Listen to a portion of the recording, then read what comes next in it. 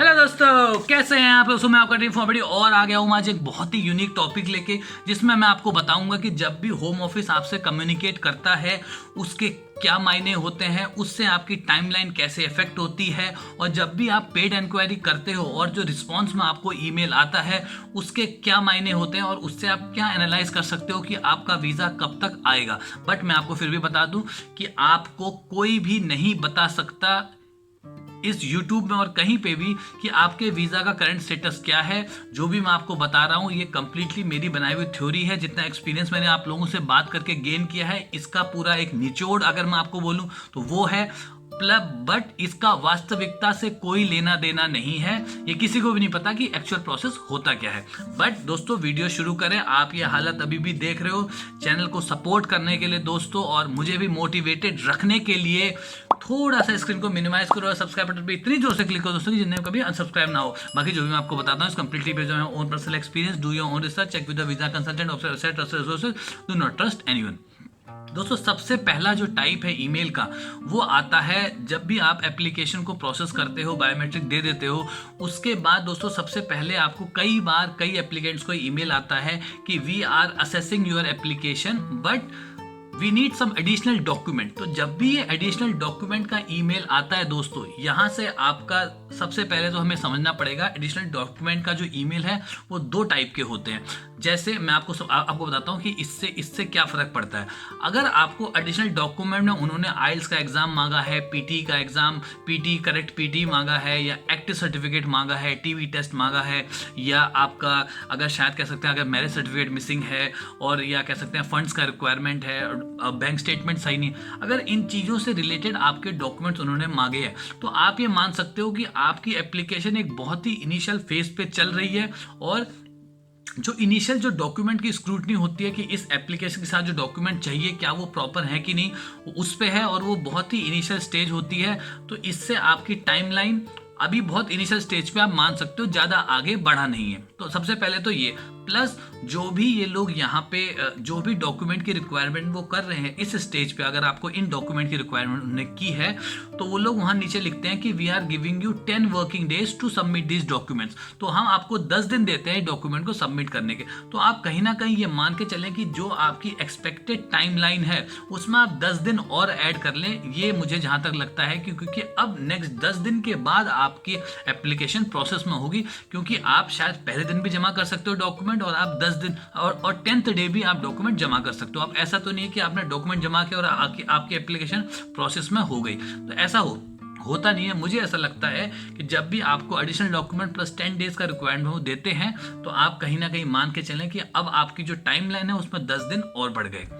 दूसरे टाइप का additional document का रिक्वायरमेंट कभी कभी वो लोग मांगते हैं कि जब उनको आपके जॉब एक्सपीरियंस की रिक्वायरमेंट होती है, उनको आपको एजुकेशनल बैकग्राउंड की रिक्वायरमेंट होती है, या आपकी जॉब से रिलेटेड कुछ उनको डाउट होता है जो उन्हें क्लियर करना होता है। और इस स्टेज पे आप ये मान सकते हो कि वो लोग काफ़ी हद तक आपकी एप्लीकेशन को प्रॉपरली चेक कर चुके हैं, बट उनको फिर भी एक बार रीवेरीफाई करना है। डाउट हो गया है आपकी जॉब एक्सपीरियंस पे, आपकी एजुकेशन पे, related to that job profile, तो इसलिए वो उस टाइम पे डॉक्यूमेंट मांगते हैं। और कई बार जब भी आप डॉक्यूमेंट जमा करते हो विद इन अ वीक आपको रिजल्ट आपको मिल भी जाता है। तो जो दूसरे टाइप का ईमेल है जहां पे आपसे केवल वो जॉब से रिलेटेड, आपको जॉब एम्प्लॉयर से रिलेटेड कुछ भी डॉक्यूमेंट मांगते हैं, आप समझ सकते हो कि आपकी एप्लीकेशन काफ़ी आगे बढ़ चुकी है। तो ये तो हो गया दोस्तों पहला स्टेज। दूसरा है दोस्तों सेकंड, आपको ईमेल कभी कभी आप पेड इंक्वायरी करते हो और आपको वहां पे आता है कि your application is under consideration. तो जब अंडर कंसिडरेशन की बात होती है तो कहीं ना कहीं आप मान सकते हो कि आपकी जो एप्लीकेशन है वो विद इन टाइम फ्रेम है इस टाइम पे, और डॉक्यूमेंट स्क्रूटनी कंप्लीटली हो चुकी है, बट अभी भी वो आपकी एप्लीकेशन को बहुत ही प्रॉपरली चेक कर रहे हैं, यानी डीप काम कर रहे हैं। और कई बार जब भी आपको ये वाली पेड इंक्वायरी आती है, आप मान के चलो 2 से 3 हफ्तों में, जैसे आपने ईमेल किया उनको, पेड इंक्वायरी की, ओके, तो अब आपको ये आया, अब मतलब एप्लीकेशन इज अंडर कंसिडरेशन। तो इसका मतलब आप समझो आप अपनी एप्लीकेशन में अब उसके बाद 2 से 3 हफ्ते पक्का मान के चलें कि 2 से 3 हफ्ते का टाइम और लग सकता है।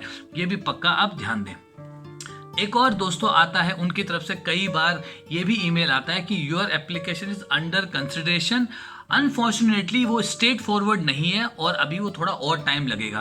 दोस्तों जब भी इस तरीके का ईमेल आ जाता है कि अंडर कंसिडरेशन है और स्ट्रेट फॉरवर्ड नहीं है, तो आप ये समझो कि इसमें थोड़ा टाइम ज़्यादा लग सकता है और कई बार इसमें 1 महीने से भी ज़्यादा का टाइम लगता है। और कई बार जहाँ पे जॉब इंटरव्यू जॉब का जो एक्सपीरियंस है, उनको जॉब के एक्सपीरियंस इतना डाउट हो जाता है, तो इसमें 6 महीने तक का टाइम भी लग जाता है, जो मेरे पास एक रियल एक्सपीरियंस भी है इस पे।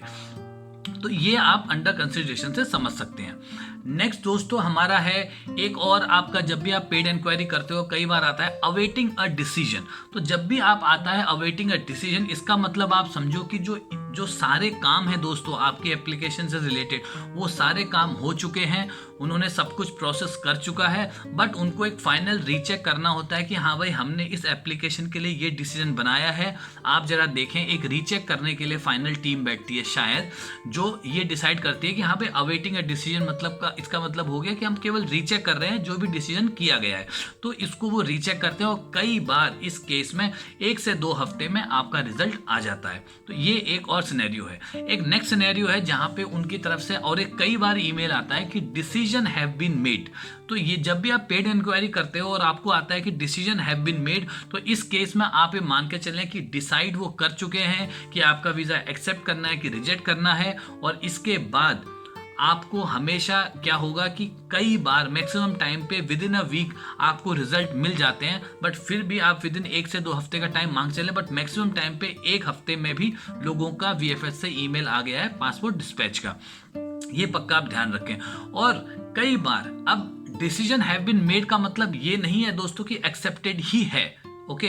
तो इसमें यह भी हो सकता है कि आपका रिजेक्शन भी है, बट मैक्सिमम केस पे जब भी आपका वीजा रिजेक्ट होता है वो आपको एक ईमेल रिजेक्शन ईमेल भेजते हैं। बट ये हर बार ऐसा नहीं है कि आपको आपका डिसीजन बन चुका है और तब रिजेक्शन ईमेल हाथ के हाथ आ जाए, ऐसा मैंडेटरी नहीं है। कई बार आपको पासपोर्ट डिस्पैच का मैसेज आता है, आप पासपोर्ट कलेक्ट कर लेते हो और आपका वीजा उसमें पासपोर्ट में नहीं लगता है और नेक्स्ट डे या कई बार तो 15 दिनों बाद भी वो रिजेक्शन लेटर आपको मिलता है। बट मैक्सिमम केस पे जितना मैंने देखा है उतने केस में आप ये मान के चलो कि जो आपका रिजेक्शन ईमेल है वो भी हाथ के हाथ आपको आ जाता है।